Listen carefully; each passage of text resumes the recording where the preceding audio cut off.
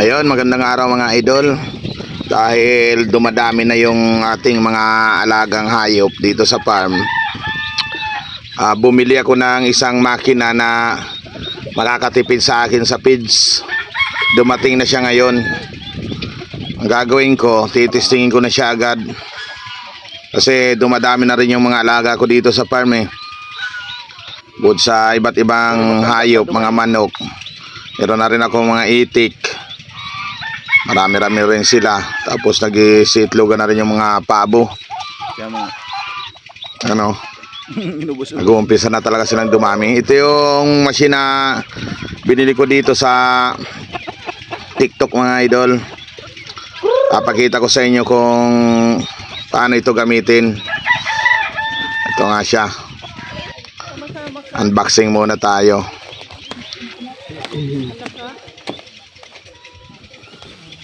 Medyo mataas kasi ang feeds ngayon, pero pag meron ka nito mga idol, ang laki ng matitipid mo, lalo na kung meron dyan sa inyong sagingan, kangkungan, tapos marami kayong hayop. Solve na ang pagkain nyo sa mga hayop nyo araw-araw.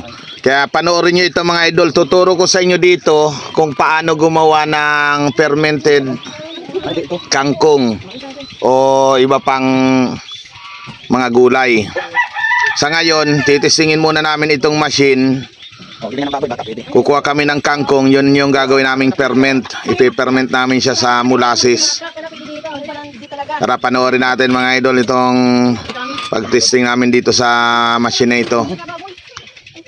Nakita ko kasi sa TikTok mga idol, maganda siyang gamitin. Kung ano yung in-order ko, kung ano yung nakita ko sa TikTok, yun nga yung inaasahan ko mga idol, yan nga siya. Walang pagkakaiba, talagang kung ano yung nasa video nila, siya yan. Ito na mga idol, nanguha muna kami ng kangkong dito sa malapit sa baba, sa palayan. Para yun yung gagawin naming fermented kangkong. Kaya ito ngayon kami paipan. Yan, tara. Kuha na tayo. Dahil ang kangkong ay masyado. Gilingin agad natin mga idol. Bali, 3 sako yung nakuha namin. Ngayon, yung gigilingin namin lahat yun. Titingnan namin kung ilan yung kalalabasan pag nagiling na. Maganda siya mga idol, oh. Ayos na ayos. Kahit yung mga dahon ng saging, katawan ng saging, pwede po siyang ipakain sa mga hayop, ipiperment lang. Ngayon tuturuan ko kayo dito kung paano i-ferment itong mga giniling na kangkong dito sa machine na nabili ko. Sa nagtatanong ng mga price niyan mga idol, bali naabot ako ng 4,200 kasama ng shipping fee sa TikTok. Ilagay ko na lang sa comment section ang link para sa mga gustong magsimula ng mag-farm o maraming mga hayop na alaga na mayroong malapit na kangkungan o mga saging. Pwede ito sa inyo mga idol kasi libre na lang ang pagkain nyo. Ito lang yung kakapitalan nyo at saka yung ihahalo natin na molasses. Mabilis siyang gumiling kasi yung 3 sako saglit lang naming giniling eh. Yan. Salang ka lang ng salang, napakatalim. Ano? Sarap pang hiwa ng gulay. Talagang malaki ang magiging pakinabang sa akin ito mga idol. Kasi magiging halos libre na lang ang pagkain ng mga hayop eh. Ayun na yung mga giniling niya mga idol, ang ganda. Ngayon para hindi siya mabulo, kailangan i-ferment para kainin din ng mga hayop para magkaroon ng lasa. I-ferment natin yan mga idol. Ito. Panoorin nyo yung gagawin namin kung paano siya mapiperment. Sobrang talas niya talaga, oh. Yung talong halos dikit-dikit pa, halos buo pa siya ng lumapat, pero hiwa-hiwa na, oh. Sobrang talas niya mga idol. Kadrugtong ka, oh. Talagang ang ganda ng pagkatalim nito. Ayan, oh.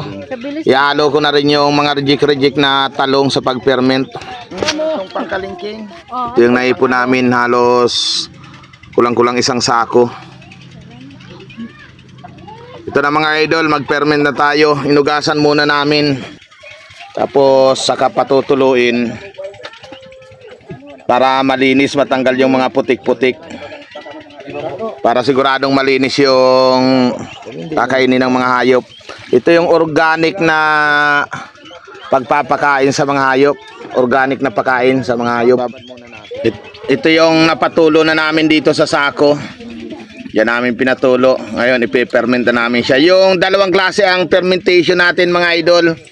Isang merong tubig na kasama. Yung isa yung molasses lang.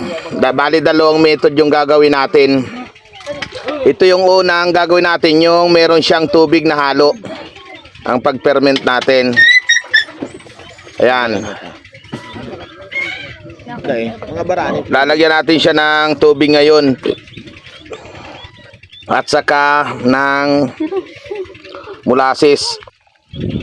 Ang paglalagay namin ng molasses mga idol, bali yung isang planggana, kulang-kulang kalahating galon molasses o mga 2 litro. Mga 2 litrong molasses ang nauubos namin.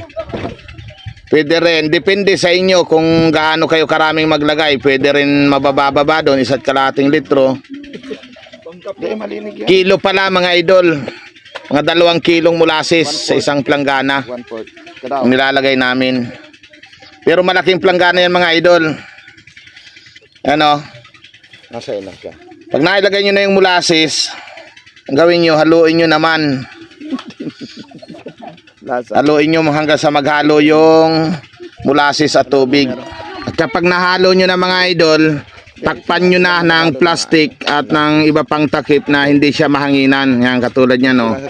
Halagyan natin siya ng pandagan. Ito yung method ng may tubig. Bali, pwede po siyang ano na 5 to 7 days. Pwede na po siyang i-consume. Tumatagal din po siya. Depende sa pagka-ferment. Pag maganda po ang pagka-ferment, umaabot po ng taon yan. Ang sunod naman natin gagawin na itong dry, yung walang tubig, molasses lang siya. Ang gawin lang natin mga idol, yung hinugasang kangkong na pinatulo, ang gawin nyo, yan. Pag medyo makapal-kapal na, lagyan nyo muna ng molasses, haluin para siguradong mahalo. Yan. Ang paglalagay mga idol, yung tingnan nyo yung dami ng kangkong, pag nabalot na siya ng molasses, yung mabasa siya, ibig sabihin okay na yun. Napakatipid lang din naman niya sa molasses. Tapos ang kilo ng molasses dito sa amin, para 200 plus lang, 6 na kilo. 230 yata yun. Kaya napakalaking tipid talaga sa pagkain ito sa mga hayop. Ayan, pag nahalo nyo na, lagyan nyo uli isang layer. Basta paano? Yan, panibagong lagay na naman hanggang sa mapuno. Ganun lang uli ang gagawin nyo. Lalagyan nyo ng molasses, haluin, at pag nabasa na ng molasses, pwede na yun. Another lagay na naman. Bali yung nagawa pala namin, isang plangganang malaki at isang itong 75 liters na tumbler. Ayan. Ngayon, tatakpan lang din natin siya ng plastic at ng takip niya para ma-ferment. Ito na yung itsura niya after 2 days. Ayan. Kung mapapansin mo, hindi siya nabubulok. Saka yung amoy niya mabango. Amoy molasses pa rin, parang amoy asukal. Ito yung walang halong tubig mga idol. Ito naman yung merong halong tubig. Ayan o. Kitang-kita mo yung kulay ng molasses. Yun din yung kulay ng sabaw niya. Nilagyan ko lang ng ano yung timba pabigat para dumubo. Ang maganda naman sa kanya, kailangan yung kangkong o yung gulay nakalubog sa tubig, kaya kailangan or hindi nahanginan din para hindi rin siya masira, para ma-ferment siya ng maayos. Yan mga idol, gawin nyo ito para makatipid kayo sa mga pagkain nyo, sa mga hayop nyo. Napakatipid nito, halos libre na lang. Talagang maintenance na lang ang gagawin nyo. Tatrabahuhin nyo na lang. Ang sunod, i-update ko po kayo nito. Yung after 7 days, yung pwede na siyang ipakain. Papakita ko po sa inyo kung anong itsura. Ayan, abangan nyo po sa susunod.